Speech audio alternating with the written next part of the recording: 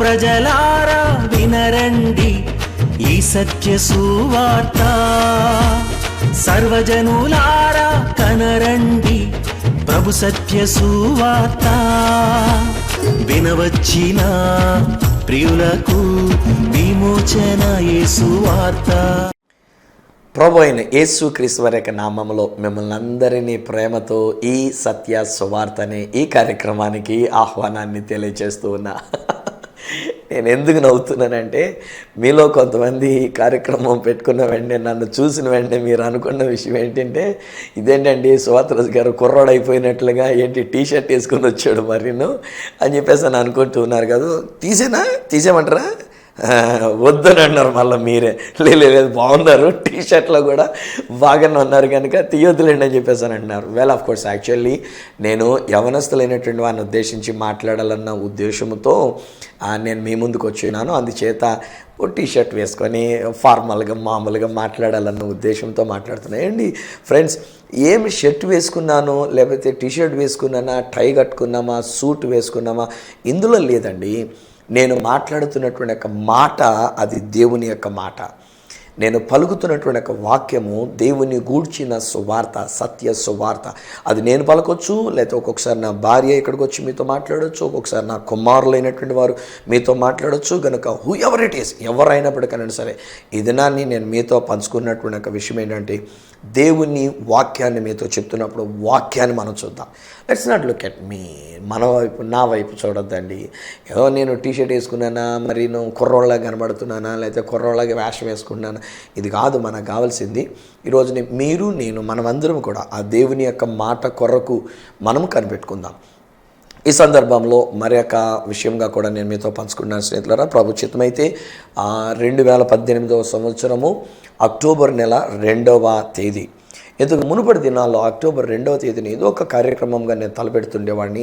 కానీ ఈ మధ్యలో ఎప్పుడు బిజీగా ఉంటున్నటువంటి ఒక లైఫ్, ఏదో ఒక దేశానికి వెళ్ళడం, ఇజ్రాయెల్ దేశానికి వెళ్ళడం, సో ఇలాగున్న అయిపోతూ వచ్చినటువంటి ఒక పరిస్థితులు. కానీ ఈ సంవత్సరం అనగా ఈ 2018వ సంవత్సరం అక్టోబర్ 2వ తేదీన సామర్లకోట ఆంధ్ర బాప్టిస్ట్ చర్చ్ ఆవరణలో యవన బిడ్డల కొరకు నేను ప్రత్యేకమైన మెగా యూత్ రిట్రీట్ అనేటువంటిది ఒకటి ఏర్పాటు చేస్తూ ఉన్నా. సో మిమ్మల్ని ఒకవేళ ఎక్కడి నుంచి వస్తున్నటువంటి వాళ్ళైనా కాకపోతే కొంచెం ముందు తెలియజెప్పండి. ఉదయం నుంచి సాయంత్రం వరకు, మళ్ళీ సాయంకాలానికి ఒకవేళ మళ్ళీ వెళ్ళిపోవాలనుకున్నటువంటి వాళ్ళు వెళ్ళిపోవచ్చు. There is no registration fee లేదు. మధ్యాహ్నం ఏదైనా భోజనం ఏర్పాటు చేయడం అనేటువంటిది జరుగుతుంది, సింపుల్ భోజనంగా. సో సాయంకాలం వరకు దేవుని యొక్క వాక్యము ఆరాధన. దాని యొక్క టైటిల్ దేవుడు ఇచ్చినటువంటి ఒక భాగ్యం ఏమిటంటే, యేసు వైపు చూచుచు ముందుకే సాగిపోయేదము. యేసు వైపు చూచుచు, ఇదండి దేవుడిచ్చినటువంటి ఒక టైటిల్. సో ఇది నాని యవన బిడ్డల్ని నేను ప్రేమతో ఆహ్వానం తెలియజేస్తున్నా. ఇప్పటి నుంచే గెట్ రెడీ. అక్టోబర్ 2వ తేదీ మనకి సెలవు రోజు వచ్చింది, గాంధీ జయంతి కనుక దేశమంతా కూడా చక్కని స్వచ్ఛ భారత్గా ఒక మంచి స్థితిలో కార్యక్రమాలు జరుపుకుంటూ ఉన్నాం. అయితే అదే సమయంలో మన హృదయం స్వచ్ఛమైనటువంటి రీతిగా ఉంచుకొని మనము యేసు వైపు చూస్తూ మన జీవిత గమ్యంలోనికి వెళ్ళడానికి నేను యువకులైనటువంటి వారిని ఆహ్వానం తెలియజేస్తూ ఉన్నా. వాస్తవానికి చాలామంది యవన బిడ్డలైనటువంటి వాళ్ళు చక్కగా చదువుకున్నారు, మంచి సర్టిఫికేట్స్, గ్రాడ్యుయేషన్స్ మీరు తీసుకున్నారు. కానీ ఇంకా ఏంటో సాధించలేదనేటువంటి ఒక తపన మీలో ఉండినటువంటిది. దానికి సంబంధించినటువంటి ఒక ఉద్యోగ అన్వేషణలో మీరు ఉండి ఉన్నారు. మీరు చదువుకున్న విద్యకు సంబంధించిన ఉద్యోగం దొరక ఏదో ఒక ఉద్యోగంలో అనుకొని ఏదో ఒక ఉద్యోగం కొరకు వెళుతున్నారు. But I can guarantee you, Yesu వైపు చూస్తూ ముందుకు సాగిపోవడానికి కార్యక్రమంలో రండి. దేవుని యొక్క వాక్యాన్ని వినండి. ఒక రోజంతా దేవుని యొక్క సన్నిధిలో గడపండి. బట్ ప్రొవైడెడ్ 8 o'clock అంటే 8 o'clock రావాల్సిందిగా నేను మనవి చేస్తున్నా. 5 o'clock వరకు సిద్ధపడి ఉండండి, తొందరగా వెళ్ళిపోవద్దు. 5 o'clock ఒక నిర్ణయం తీసుకొని దేవుడు చూపించినటువంటి ఒక గమ్యంలో యేసు వైపు చూస్తూ మనం ముందుకు సాగిపోవడానికి మిమ్మల్ని ఆహ్వానం తెలియజేస్తున్నా. ఇందులో దైవ వర్తమానం అందించడానికి గాను అఫ్కోర్స్ నేనుంటూ ఉన్నాను. ఆ దినాన్ని నాతో పాటుగా ఒక కుమార్తె దేవుని చేత బహుబలంగా అంతర్జాతీయంగా వాడబడుతూ ఒక మంచి ఆరాధికురాలు, అలాగనే ఒక మంచి సువార్థికురాలు, అంతర్జాతీయంగా అనేక దేశాలలో దేవుని చేత బహుబలంగా వాడబడిన ఒక యవనస్తురాలు దేవుడా బిడ్డని ఎలాగన పట్టుకొని ఉన్నాడో, దేవుడా బిడ్డని ఎలాగన వాడుకుంటున్నాడో, తన యొక్క సాక్ష్యముతో పాటుగా అద్భుతమైనటువంటి సందేశాన్ని మనం వినుట వలన మనం యేసు వైపు చూస్తూ ముందుకు సాగిపోయే ఒక గొప్ప అవకాశం చేజిక్కించుకోవడానికి నేను మరొకసారి ప్రేమతో మనం చేస్తున్నాను. తల్లిదండ్రులు, పేరెంట్స్, నేను మీకు కూడా చెప్తున్నాను, ఒకవేళ మీ బిడ్డల యొక్క జీవితం మంచిగా ఉండాలనంటే మనం ట్యూషన్లు పెట్టి వేలకు వేలు లక్షలకు లక్షలు ఖర్చు పెట్టి మనం చేస్తూ ఉన్నాం. నేను మిమ్మల్ని డొనేషన్ అడగట్లే, నేను మిమ్మల్ని రిజిస్ట్రేషన్ ఫీజు అడగట్లే. But send your children. ఒకవేళ మీ బిడ్డలకి ఛార్జీలు ఇచ్చి ఆ బిడ్డల్ని ఒకవేళ సుదూర ప్రదేశాల నుంచి వస్తానన్నటువంటి వాళ్ళని కూడా రప్పించడానికి వాళ్ళని ప్రోత్సహించండి. వాళ్ళ జీవిత గమ్యం మారిపోద్ది. నేను చెప్తున్నాను, వాళ్ళు మునుపటి వలెక ఉండరు. వాళ్ళు ఖచ్చితంగా యేసు వైపు చూస్తే, మళ్ళీ యేసు ఇక్కడికి వచ్చిన తర్వాత కూడా యేసు వైపు చూడకుండా వాళ్ళు మామూలుగా వాళ్ళ యొక్క ఎడ్యుకేషన్ లేకపోతే వాళ్ళకి సంబంధించిన విషయాలు వాటిల్నే వాళ్ళు చూసుకుంటూ కనుక ఉన్నట్లయితే ఇక్కడికి వచ్చిన తర్వాత నన్ను లేకపోతే ఒక కుమార్తెనో మమ్మల్ని ఏదో చూస్తూ మమ్మల్ని చూసామనేటువంటి తృప్తి పొందుకుంటే దానివల్ల ప్రయోజనం లేదు. కానీ ఇక్కడికి వచ్చినప్పుడు అక్టోబర్ 2వ తేదీ 2018వ సంవత్సరం ఉదయం 8 లోపులు మనం రాగలిగినప్పుడు 8 గంటల నుంచి సాయంత్రం 5 గంటల వరకు యేసునే చూచేటువంటి ఒక అవకాశం మనం పెట్టుకుందాం. తద్వారా మన యొక్క జీవితంలో ఒక గొప్ప అద్భుతాన్ని మీ బిడ్డలు మీరు పొందుకుంటారని తల్లిదండ్రులకు నేను చెప్తున్నా. యవన కుమారులు యవన కుమార్తెలు 10th క్లాస్ దగ్గర నుంచి పైన ఉన్నటువంటి ఎవరైనా సరే, యవన బిడ్డలు అనుకున్న ఎవరైనా సరే, మిమ్మల్ని నేను ప్రేమతో ఆహ్వానం తెలియజేస్తున్నా. కమ్, రండి, మీ జీవితం మారిపోద్ది. యేసు వైపు చూస్తూ ఉండే ఈ అద్భుతమైన మెగా యూత్ రిట్రీట్కి నేను మిమ్మల్ని ప్రేమతో ఆహ్వానం తెలియజేస్తున్నా. ఈరోజు దేవుని యొక్క వాక్యంలో నుండి మీతో పంచుకొనడానికి గాను కేవలం ఒక్కొక్క విషయములుగా కొంతమంది యొక్క జీవితాన్ని నేను మీకు జ్ఞాపకం చేయడానికి మీ ముందుకు వచ్చి ఉన్నా. అది కూడా వాళ్ళు యవన బిడ్డలయ్యండి, యవన ప్రాయములో దేవుడు వారికి అనుగ్రహించినటువంటి ఒక అద్భుతమైన అవకాశాలను బట్టి నేను మీతో మాట్లాడుతున్నటువంటి ఒక విషయాలు. మొట్టమొదటి వ్యక్తిగా ఈరోజు నేను మీతో పంచుకుంటున్నటువంటి ఒక వ్యక్తి ఎవరనంటే యోసేపు అనేటువంటి ఒక వ్యక్తిని గురించినటువంటి విషయాలు మనం జ్ఞాపకం చేసుకుందాం. యోసేపు తన యొక్క తండ్రికి ప్రేమ కలిగినటువంటి ఒక భార్యకి పుట్టినటువంటి ఒక కుమారుడు. యవన ప్రాయంలో ఇతడు చేసినటువంటి ఒక పని ఏంటంటే, తన అన్నలు కనుక ఏదైనా పొరపాటు చేస్తుందంటే, తన అన్నలు ఏదన్నా అల్లరి చేస్తూ ఉన్నట్లయితే అన్నల యొక్క ప్రవర్తన విధానాన్ని బట్టి తన తండ్రికి తెలియచెప్పి ఆ అన్నల యొక్క క్షేమాన్ని కోరుకున్నటువంటి వాడు, అన్నల యొక్క బాగోగులను కోరుకున్నటువంటి వాడు యవనస్తుడైనటువంటి యోసేపు అనబడిన ఈ వ్యక్తి. తత్ఫలితం ఏమైంది? అన్నయ్య గారులకు కోపం వచ్చింది, అన్నయ్య గారులకి బాధ కలిగింది, వాళ్ళకి అసూయ వచ్చింది. ఒరే ఏంట్రా మన గురించి వీడలాగా తండ్రికి చాడీలు చెప్తున్నాడు, వాడు మంచి మార్కులు కొట్టేస్తున్నాడు తండ్రి దగ్గర అని అన్నలు తమ్ముడైనటువంటి యోసేపు మీద అసూయ పెట్టుకుని ఉన్నారు. ఈ యోసేపుని గురించి కూడా ఒక మాట రాస్తే ఏంటంటే 17 సంవత్సరాల వయసు వచ్చేసరికి ఈ యోసేపు తన తండ్రి యొక్క పనిలో నిమగ్నమై ఉంటూ వచ్చినాడు అంటాడు. He was at the business, he was at the work at the age of 17, 17 సంవత్సరాల వయసు. ఈరోజున ఒకవేళ ఈ నా కార్యక్రమం చూస్తున్నటువంటి వాళ్ళు ఎవరైనా 16, 17 సంవత్సరాల వయసు కలిగినటువంటి ఆడపిల్లలే కానివ్వండి, మగపిల్లలే కానివ్వండి, ఈరోజు నేను మీతో కూడా చెప్తున్నాను, బెటర్ ఎర్న్ యువర్ ఫుడ్. మీ యొక్క ఆహారాన్ని సంపాదించుకోవడానికి ఏదో ఒక పని మనం చేయడానికి ముందుకు వద్దాం. మన ఇండియాలో మనకున్న కాంటెక్స్ట్ ఏంటంటే గవర్నమెంట్ ఉద్యోగమే రావాలి మనకి. గవర్నమెంట్ ఉద్యోగం వరకు 30 సంవత్సరాలు వచ్చినా 35 సంవత్సరాలు వచ్చినా ఎదురు చూస్తూనే ఉంటాం. చివరికి వాడు ఏమంటాడంటే నీ వయసు దాటిపోయిందండి, ఇక మీరు ఉద్యోగానికి పనికి రారు, అనగా గవర్నమెంట్ జాబ్ అనేటువంటి మీకు రాదన్న తర్వాత అప్పుడు మనం తాపత్రయపడదామంటే ఏమో ఉండదు. అప్పుడు పెళ్లి చేసుకుందామంటే పెళ్లి చేసుకుంటానికి కూడా ఎవరు రారు. సో ఈరోజు నేను ఎంకరేజ్ చేస్తున్నా, యవన బిడ్డలు చిన్న వయసులో నుంచి ఎట్లా మనం సంపాదించుకోగలం, నా వంతు నేను ఎలా నిలబడగలను అనే ఆలోచన మనం కలిగి ఉండాలి. చిన్న విషయం, నా మాట చెప్తాను. నేను 16 సంవత్సరాల వయసులో ప్రభువు నన్ను రక్షించుకుని ఉన్నాడు. నా రక్షణ కాదు, నేను రక్షింపబడలే, ప్రభువు నన్ను రక్షించుకున్నాడు. తన ప్రేమ చేత, తన కృప చేత ఆయన నన్ను రక్షించుకున్నాడు. అప్పుడు తర్వాత తన సేవ కొరకు నన్ను పిలిచారు. ప్రభు పిలిచిన పిలుపుని బట్టి నేను బైబిల్ ట్రైనింగ్ అని వెళ్ళాను. 1976 సంవత్సరం. ఆ సంవత్సరం నాన్నగారులు పంపించినటువంటి కానుకతో డబ్బులతోనే నా ఫీజు నేను కట్టుకుంటూ వచ్చాను. మరుసటి సంవత్సరం నుంచి అండి, అనగా 1977 సంవత్సరం వచ్చేసరికేనండి నేను అక్కడే కాలేజీలోనే పని చేసుకుంటూ మొదలుపెట్టా. నా మొట్టమొదటి జీతం నేను భోజనం తీసుకొని వెళ్ళటం వలన మా లెక్చరర్ గారి ఇంటికి ఉదయం, మధ్యాహ్నం, సాయంకాలం, మార్నింగ్ టిఫిను, మధ్యాహ్నం భోజనం, సాయంకాలం భోజనం క్యారియర్లో పెడితే ఆ క్యారియర్లు మోసుకొని తీసుకెళ్ళి వాళ్ళ ఇంట్లో ఇవ్వటం మొదలుపెట్టా. అలా చేసినందుకు నాకు వచ్చిన మొట్టమొదటి జీతం 5 రూపాయలు. 5 రూపాయలు 1977 అనుకుంటాను, బహుశా నాకు గుర్తున్నంత మటుకు మా లెక్చరర్ గారికి భోజనం తీసుకుని వెళ్ళి ఇచ్చినందుకు. ఆ తర్వాత దేవుని కృపను బట్టి అదే కాలేజీలో నేను కొంచెం వర్క్ చేసుకోవడానికి అని తీసుకొని అక్కడి నుంచి నాకు ఫీజులో సగం, నేను కట్టవలసిన ఫీజులో సగం 25 రూపాయల నుంచి అనుకుంటా మొదలు పెట్టబడింది. సో 25 రూపాయలు, 50 రూపాయలు ఫీజు అయితే 25 రూపాయలు కాలేజీ వాళ్ళు ఇచ్చేవాడు. 25 రూపాయలు సంపాదించుకున్నా. ఈలోగా కొంతకాలానికి అక్కడ మా కాలేజీ డైరెక్టర్ గారు అయినటువంటి వారి ఇంటి దగ్గర ఫెయిత్ ప్రేయర్ ట్రాక్ట్ లీగ్ అని ఒకటి ఉండేది. చిన్నప్పుడు మనకి కరపత్రికలు వచ్చాయి 1982లో ఏం జరగనాయి అన్నది, తర్వాత మొసలి ఒకటి కుక్కని తినిన తర్వాత వండినటువంటి ఇలా ఏవేవో మొత్తానికి కొన్ని విషయాలు ఉండేవి. అన్నా నన్ను ఆదుకో ఇలాంటి పత్రికలు అనమాట, పాంప్లెట్స్. అది వాటిని మనం ఒక పత్రికలుగా కరపత్రికలుగా ఉండేటువంటి విషయాల్ని. సో వాళ్ళ దగ్గరికి వెళ్తే అక్కడ వాళ్ళు తమిళనాడు వాళ్ళు కనుక వాళ్ళకి తెలుగులో వచ్చినటువంటి ఉత్తరాలు చదవడానికి ఎవరు లేరు కనుక కాలేజీ నుంచి నేను అక్కడికి వెళ్ళి ఆ ఉత్తరాలను చదివి ఆ ఉత్తరాలకి ఎవరెవరికి ఏమేమి పెట్టాలో అలాగే నాకు కొన్ని కరపత్రికలు పెట్టి, ఒకవేళ ఎవరైనా పాస్టర్ గారు మాకు ఇలాంటి కరపత్రికలు ఎక్కువ కావాలంటే వాటిలో ఒక బండిల్ కరపత్రికలు అక్కడ ప్యాక్ చేసి దాని మీద అడ్రస్లన్నీ కూడా రాసేసి మళ్ళీ తిరిగి వచ్చేవాడిని వారానికి ఒకసారి. అందుకు వాళ్ళు నాకు సగం ఫీజు ఇచ్చేవారు. సో ఓవరాల్గా ఎక్కడో ఒక 25 రూపాయలు కాలేజీలో పనిచేసినందుకు, అక్కడ నేను పనిచేస్తున్నందుకు అక్కడికి ఒక 25 రూపాయలు, 50 రూపాయలు నా ఫీజు నేను సంపాదించుకోవడం మొదలుపెట్టా 1977 నుండి. ఆ తర్వాత 81వ సంవత్సరం అయిపోయిన తర్వాత నేను బయటకు వచ్చిన తర్వాత నేను బైబిల్ స్కూల్లో నేను ఉపాధ్యాయుడిగా వెళ్ళిన, ఖాళీగా ఇంటికాడ లేను. కాలేజీ అయిపోయిన తర్వాత బైబిల్ స్కూల్ ఉపాధ్యాయుడిగా వెళ్ళినప్పుడు అక్కడ నాకు వచ్చిన జీతం 400 రూపాయల జీతంతో నేను మొదలుపెట్టి ఉన్నా. ఈ రోజు వరకు నా దేవుని కృపను బట్టి నేను చెప్తూ ఉన్నా, నా దేవుడు నాకు ఎప్పుడు అన్యాయం చేయలే, నన్ను ఎప్పుడు పస్తులు ఉంచలే, నన్ను ఎప్పుడు అలా పడి ఉంచలేదు. నీకు అన్నం పెట్టను, నీకు అన్నం లేకుండా చేస్తాను అనేటువంటి రీతిగా నా దేవుడు చేయలే.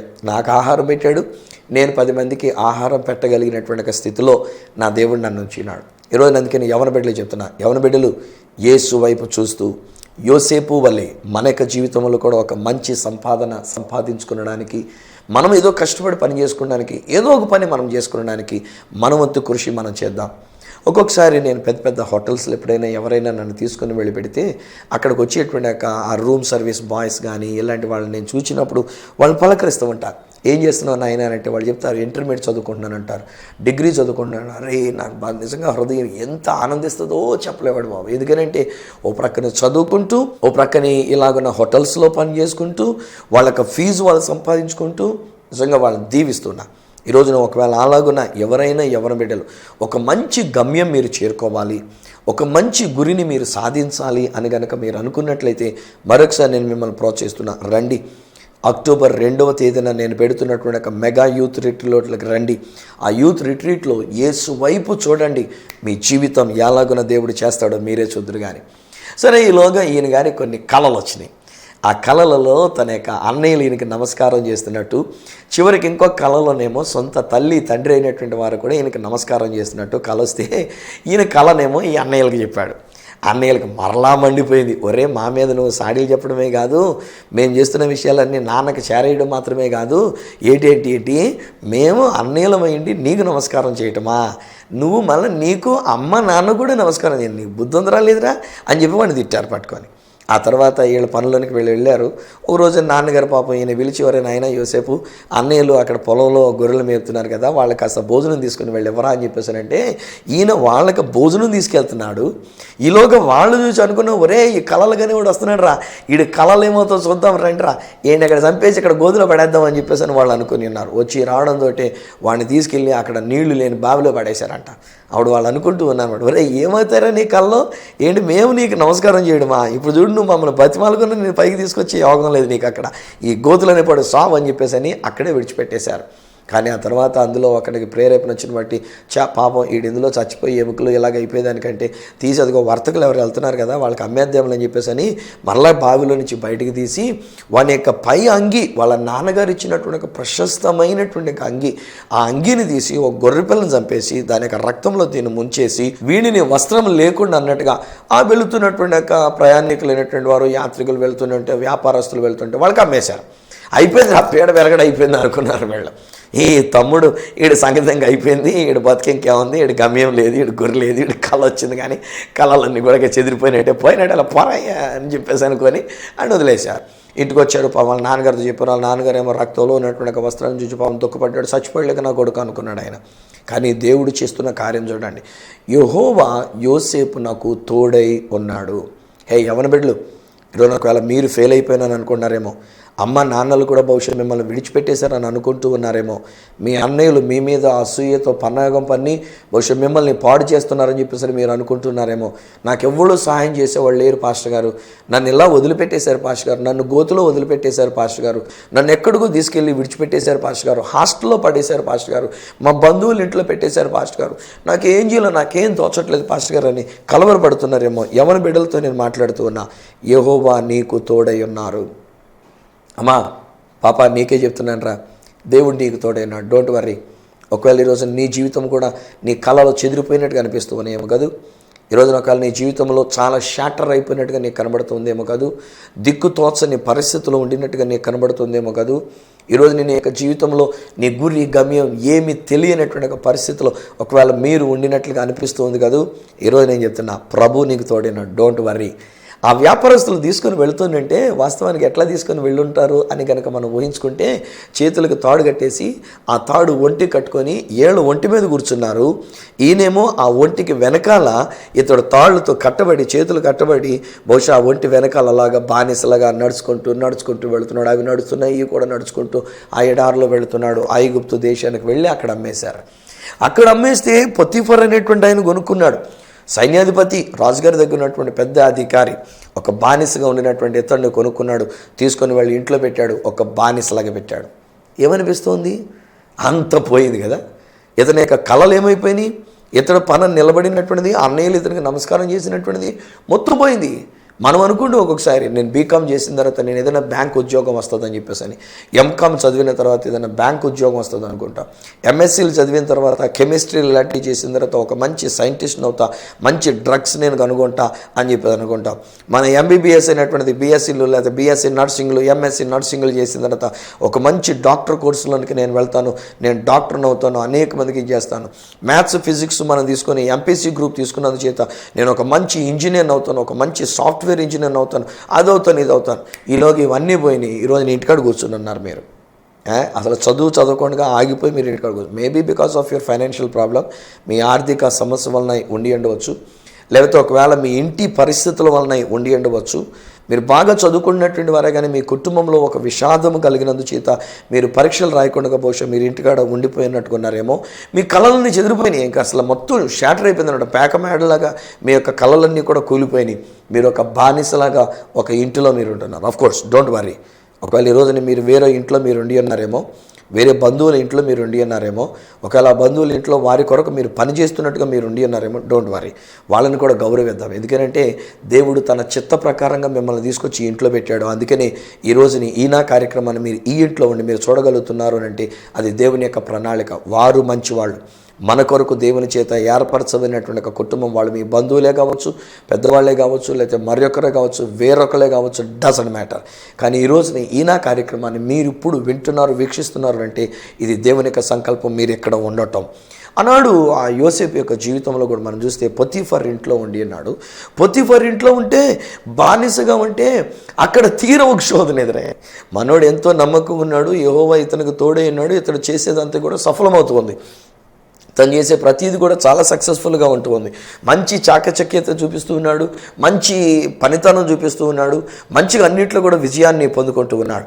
ఈలోగా ఆ ఇంటి ఇళ్ళాలకే మనసు పడింది. ఏం చేస్తాము, పడుచుగా కనబడుతానంటే, కుర్రోళ్ళ కనబడుతానంటే, మనకి ఇప్పుడున్నటువంటి రాజ్యంలో కూడానండి చాలామంది పడిపోయేటువంటి ఆడపిల్లలండి. వీళ్ళు అసలే అబలండి బాబు, ఇందులోనే అబలంటాను నేను.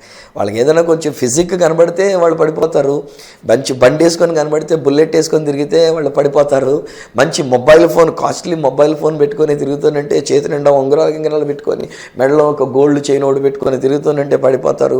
ఒకవేళ ఏది కాదనంటే దగ్గరకు వచ్చి మాట్లాడుతూ మీరు ఎంత బాగున్నారో అనండి, మీరు చాలా మంచిగా ఉన్నారండి, మీరు ఎంత బాగా చదువుకున్నారండి, మీరు ఎంత చక్కగా నడుస్తున్నారండి, ఇలాగేదో రెండు మాటలైనా సరే పడిపోతాడు ఈ ఆడపిల్లలు అయినటువంటి వాడు.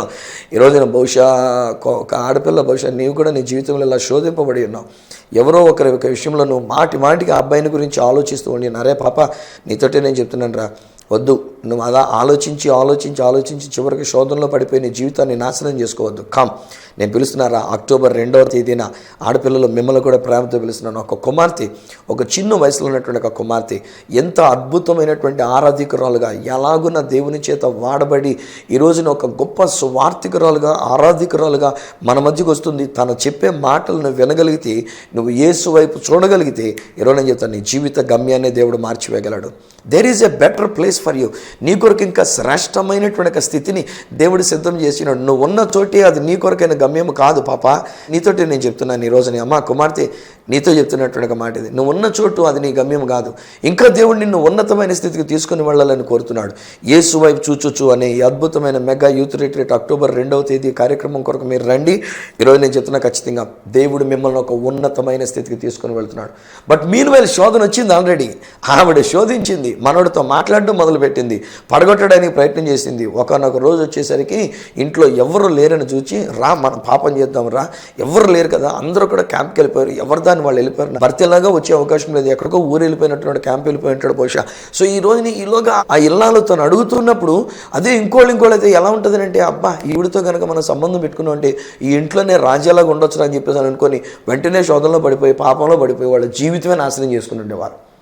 ఈరోజు చాలామంది జీవితాలు నేను చూస్తున్నానండి, ఇలాంటి పాపంలో పడిపోయి బ్రతుకు నాశనం చేసుకున్నారు, భవిష్యత్తు నాశనం చేసుకున్నారు, దేవుడిచ్చిన కళలను చెదరగొట్టుకుని ఉన్నారు.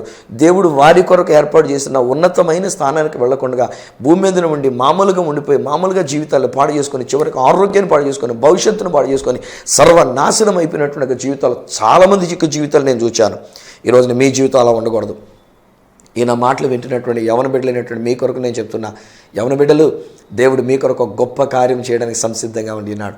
మిమ్మల్ని ఒక సింహాసనం మీద కూర్చుని పెట్టడానికి దేవుడు ఇష్టపడుతున్నాడు. నిజానికి యోసేపు అనేటువంటి ఇతడు ఆ శోధనలో పడిపోలే. ఇతడు అంటాడు, నా యజమానుడు తనకున్నదంతా కూడా నాకు అప్పగించినాడు, నిన్ను తప్ప. నువ్వు యజమానుని యొక్క భార్యవి, నువ్వు ఇంటికి యజమానురాలివి, నిన్ను నాకు అప్పగించలే, మిగిలినదంతా కూడా నాకు అప్పగించినాడు. నీతో నేను పాపము చేయలేను, దేవునికి వ్యతిరేకంగా నీతో కలిసి నేను ఈ పాపంలో ఉండలేను అని చెప్పినప్పుడు ఈవిడ వస్త్రం పట్టుకుంది. ఆ వస్త్రాన్ని అక్కడ వదిలేసి మరి మనోడు పారిపోయాడు. ఇంకా యోసేపు ఆ వస్త్రం ఆవిడ చేతుల్లో వదిలేసి పారిపోయాడు. ఇంటికి వచ్చేసరికి భర్త వచ్చేసరికల్లా ఈవిడ ప్లేట్ పెరాయించేసింది, మార్చేసింది. ఏమని చూసారా, మీరు తీసుకొచ్చి పెట్టాడు కుర్రాడు, మంచి పరువులు ఉన్నాడు, మంచి బలంగా ఉన్నాడు, బాగున్నాడు అనుకున్నారు, కానీ అమ్మ వాడు ఎంత కుళ్ళు కుశుద్ధం కలిగినటువంటి వాడండి, ఎంత చెడ్డ కామ కోరికలు కలిగినటువంటి వాడండి. ఎవరో లేకపోవడం చూసి ఒకరోజు నా దగ్గరికి వచ్చాడు, నేను కేకలేసరికల్లా ఇదిగో వస్త్రం నా దగ్గర వదిలిపెట్టేసి వెళ్ళాడు. ఇది కూడా మన మంచిగానండి, వేస్తే వేసుకునేవ్వండి. ఇందులో మనం యథార్థంగా ఉన్నంత వరకు లోకం ఎన్ని మాటలు మాట్లాడుకుని డోంట్ కేర్. ఈరోజు నేను చెప్తూ ఉన్నా, మనం మంచిగా ఉన్నంత వరకు, మన హృదయం మంచిగా ఉన్నంత వరకు, మనం పాపంలో పడకుండా మన జాగ్రత్త, దేవుని యందు భయభక్తులు కలిగి మనం జీవిస్తున్నంత వరకు దేవుడు నీకు తోడై ఉన్నాడు కనుక నిన్ను ఒక సింహాసనం మీద కూర్చొని పెడతాడు, కానీ నిన్ను విడిచిపెట్టేటువంటి దేవుడు కాడు. ఈరోజు నేను చెప్తూ ఉన్నా, లాగు అనుకునేవండి, బురద చల్లడానికి ఎప్పుడు సిద్ధంగా ఉంటుంది. ప్రతి దైవ సేవకుడి మీద బురద చల్లడానికి రెడీ.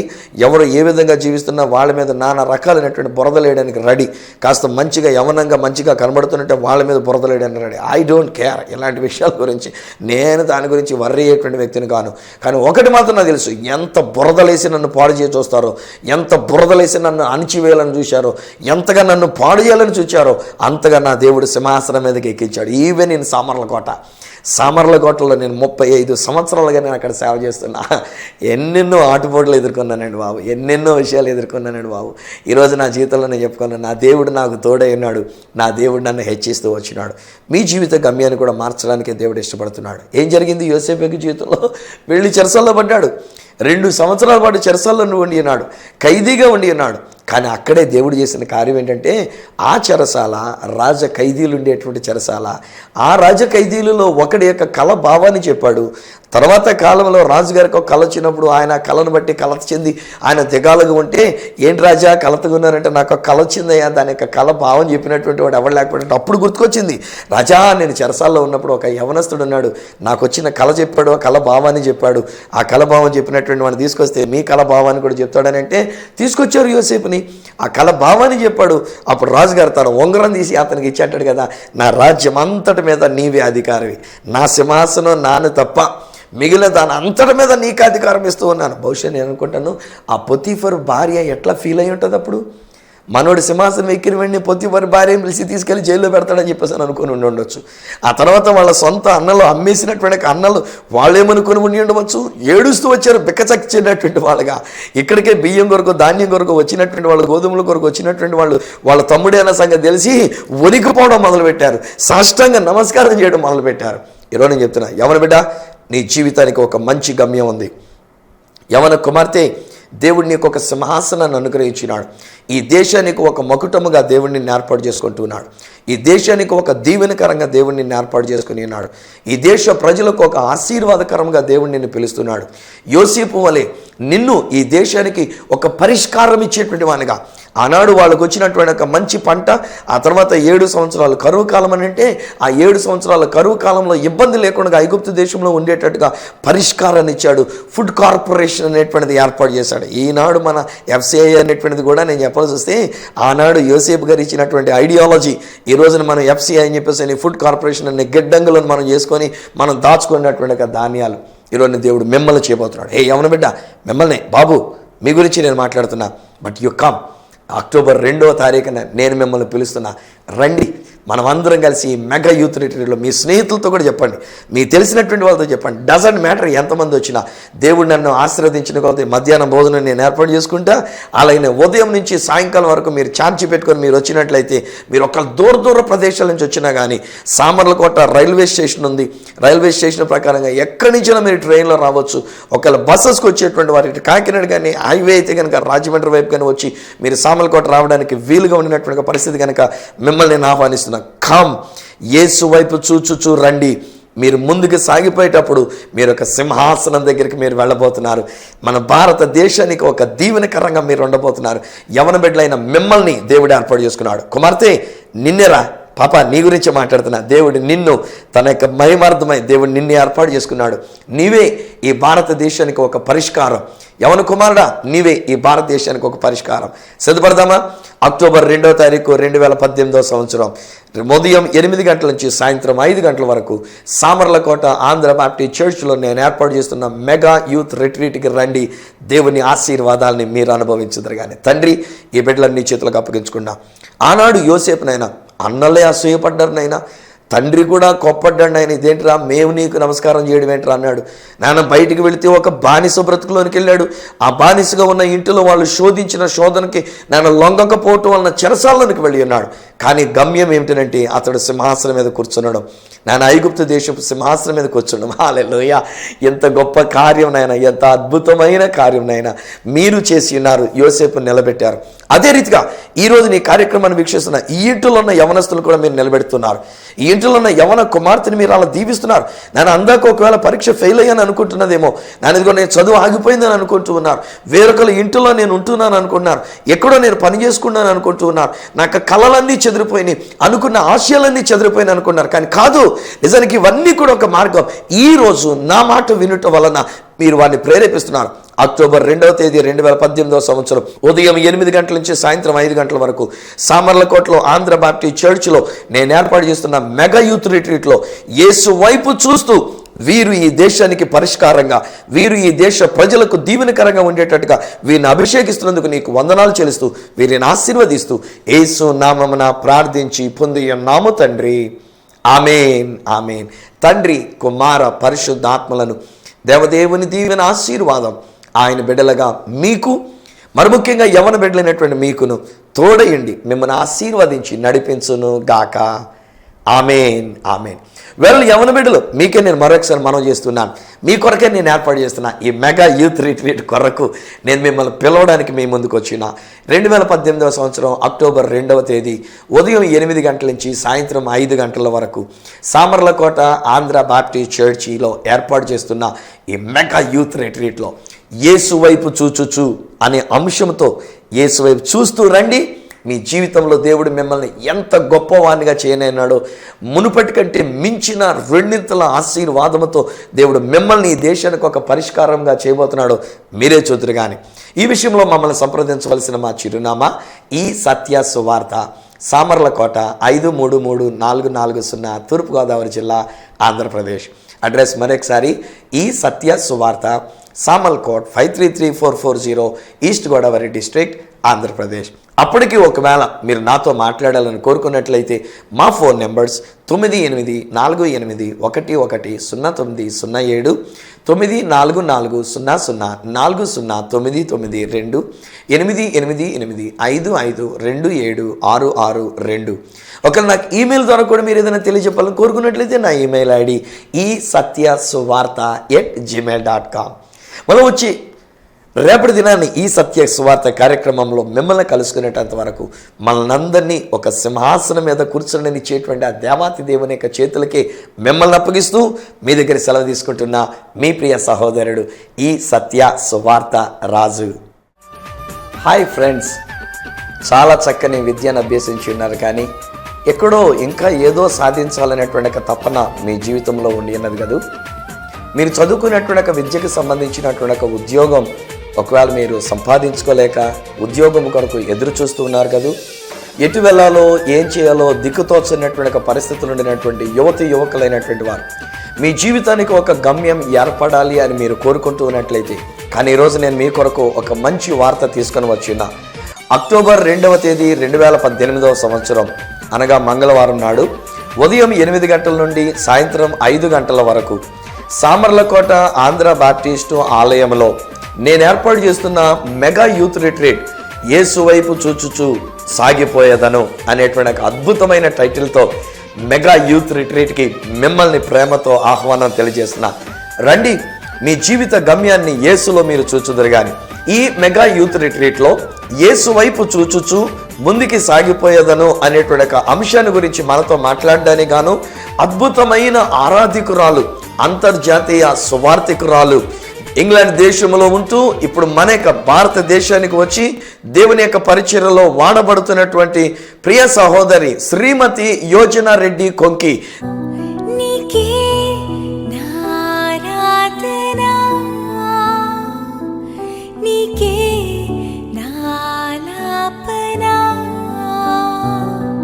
దైవ వర్తమానములను మనకు అందించడానికి రానయ్యున్నారు. రండి, దైవ సందేశాన్ని వినండి. యువకులైనటువంటి మీ యొక్క జీవితంలో మీ గమ్యాన్ని యేసు వైపు చూచుచూ ముందుకే సాగిపోదురు. కానీ మిమ్మల్ని ప్రేమతో ఆహ్వానిస్తున్నటువంటి వారు రెవరెండ్ డాక్టర్ సువార్త రాజు. మమ్మల్ని సంప్రదించవలసిన మా ఫోన్ నెంబర్స్ 885555276662 మరియు 9440040992. మిమ్మల్ని అందరినీ ప్రేమతో ఆహ్వానిస్తున్నటువంటి వారు మీ ప్రియ సహోదరుడు ఈ సత్య సువార్త రాజు.